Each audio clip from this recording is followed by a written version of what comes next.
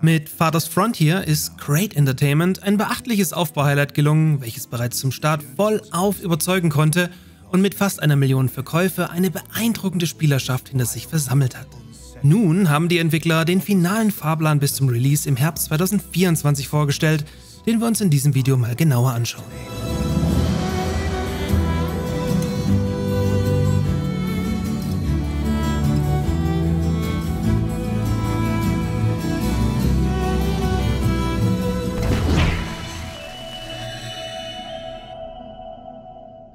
Medientechnisch ist es das letzte Jahr etwas ruhiger um Father's Frontier geworden. Dabei konnte man ein gutes Spiel mit unzähligen Updates und Content-Erweiterungen ständig verbessern.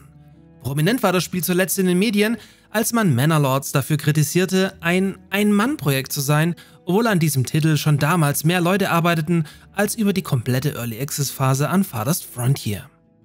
Das im August 2022 in den Early Access gestartete Spiel steht nun 2 Jahre später vor seiner Vollendung und soll in fertiger Form dann irgendwann im Herbst 2024 als Version 1.0 veröffentlicht werden. Auf dem Weg zu diesem Meilenstein wird das Spiel aber nochmals um 5 größere Updates ergänzt, zu denen uns nun alle Infos vorliegen. Den Anfang macht Version 0.9.3, welche vor allem auf der Performance-Seite eine Verbesserung von bis zu 100% bei größeren Städten mit über 2000 Bewohnern mit sich bringen soll. Bis zum Release möchte man dann auch noch die Ladezeiten massiv verkürzen und den Speicherbedarf optimiert haben. Version 0.9.3 steht auch im Zeichen der Spielbalance. So wurde die Geschwindigkeit angepasst, wodurch ein Tag im Spiel jetzt 8 statt 5 Sekunden dauert, was auf die Laufgeschwindigkeit der Dorfbewohner zurückzuführen ist, die schlichtweg zu langsam sind. In diesem Zusammenhang wird auch der Radius der Begehrlichkeiten, Unterhaltungs- und Spiritualitätsboni deutlich vergrößert, um euch mehr Flexibilität beim Anlegen eurer Siedlung zu geben. Außerdem wurden nochmals die Bogenschützen ausbalanciert, das Verhalten von Plünderern optimiert sowie Shortcuts für Militärkompanien ergänzt. Dementsprechend wird der Patch auch einen Rückzugsbutton in der Kaserne und dem Kavalleriestall ergänzen, um eigene Truppen besser sammeln zu können. Dieses Update soll bereits in den kommenden Tagen verteilt werden. Bereits kurz danach soll dann auch schon via Beta Branch Version 0.9.4 antestbar sein. Dieses Update konzentriert sich dann auf das Late- und Endgame, indem es Tier 5 Häuser und den Tier 2 Bäcker einführt. Die Bäckerei wird sich dadurch in eine Konditorei verwandeln und hohe Begehrlichkeiten erfordern. Unter anderem könnte hier dann eines der Luxusgüter produzieren, welche für die Aufwertung auf die neuen Tier 5 Häuser benötigt werden. Version 0.9.5, welches ebenfalls vorab im Beta-Branch landen wird, nachdem 0.9.4 released wurde, wird sich mit Gameplay und Lebensqualitäten beschäftigen und vor allem die seit langem gewünschte Minimap einführen. In dieser soll dann auch ersichtlich sein, aus welcher Richtung eure Feinde angreifen.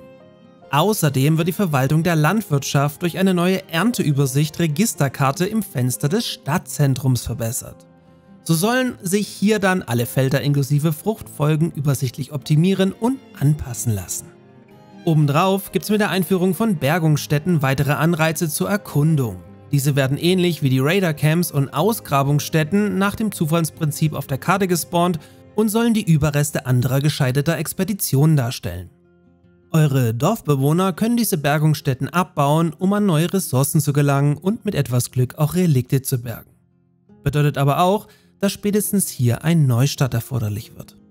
Mit Version 0.9.6 sollen dann Dorfbewohner in ihrer Freizeit entspannen können und dabei mit den Strukturen eurer Siedlung interagieren.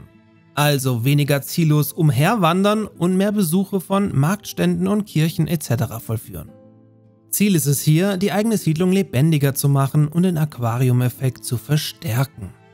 Hauptpunkt dieses Updates liegt aber auf den Anpassungseinstellungen für das eigene Spielerlebnis. So könnt ihr dann zum Beispiel im Kreativmodus spielen, der euch dann einfach nach Lust und Laune bauen lässt und Gebäude somit nichts mehr kosten. Aber auch viele andere Dinge wie Krankheiten, Ressourcen oder sogar Wolfsregeln sollen sich dann völlig frei vorab konfigurieren lassen. Für noch mehr Kontrolle könnt ihr dann auch optional die Aufrüstung von Unterkünften komplett selbst bestimmen. Last but not least werden hier dann auch noch sogenannte Stream Trading Cards eingeführt, was mir jetzt persönlich nichts sagt, aber sicher irgendwas mit den Achievements zu tun hat. Da scheint es ja durchaus Fans zu geben. Das letzte Update betitelt sich dann selbst als Version 1.0 und wird im Herbst Siegbedingungen und den Tech-Baum einführen. Der Tech-Baum soll eure Möglichkeiten, eure Siedlung anzupassen und deren Produktion, Entwicklung und das Militär zu optimieren, enorm erweitern. Städte erhalten Wissenspunkte für den Bau von Meilensteingebäuden und zusätzliche Punkte, wenn Gelehrte in der neuen Akademie forschen. Aktuell arbeitet man an ca. 70 verschiedenen Technologien, die euch dann eine breite Palette an neuen Möglichkeiten geben sollen. Siegbedingungen sollen euch, wie der Name schon sagt, eine Partie beenden lassen, bleiben aber optional. Um zu gewinnen, müsst ihr dann zum Beispiel mehrere große Monumente errichten, könnt aber, falls gewünscht, nach dem Ende auch weiterspielen.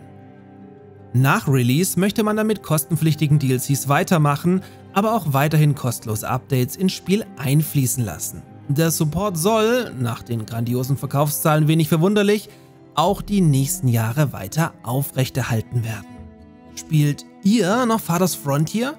Oder steigt ihr mit Version 1.0 im Herbst wieder ein? Gerne mal ab in die Kommentare damit. Und sobald es weitere größere Updates oder jetzt halt DLCs gibt, erfahrt ihr es wie gewohnt in euren Zocker Lounge News. Also gerne ein Abo dalassen und in diesem Sinne bis zum nächsten Mal.